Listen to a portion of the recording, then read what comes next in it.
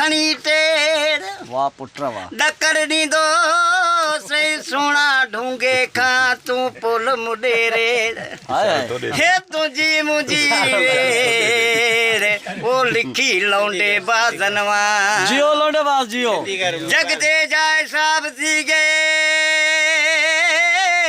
जे छोरा यहण अज़ाब थी गए ओ अंदर खत जड बाहर कढियो मास ओ शाकर टटे दई खाना खराब थी तोबा तोबा तोबा जियो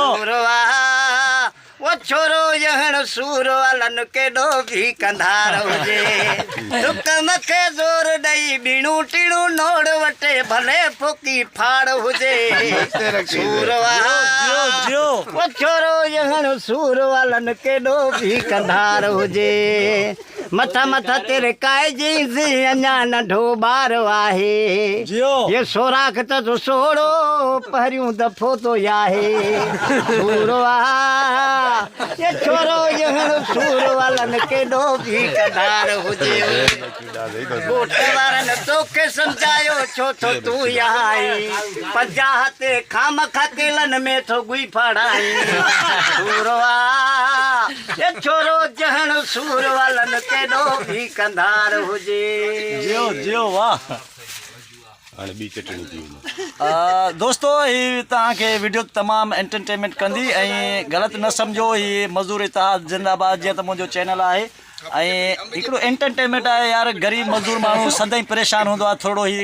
मुस्कुराहट तव्हांजे चेहरे ते आणण जे लाइ ऐं ग़लति कमेंट न कजो बाक़ी हिकिड़ी चटणी अञा तव्हांखे ॿुधायूं था जियो उस्ताद दोस्त मोहम्मद खाशकेली साहब हाओ हाओ आशिक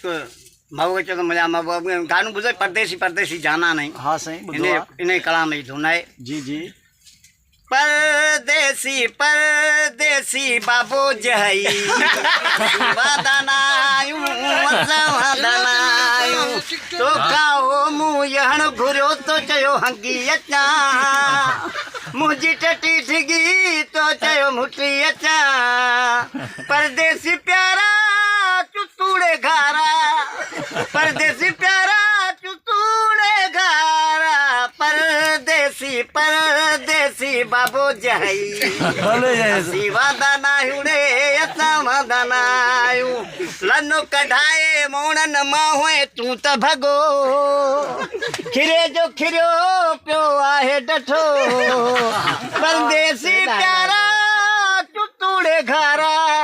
परदेसी प्यारा चुतूड़े घारा परदेसी परदेसी बाबो जहई असी वादनायूं असां वादनायूं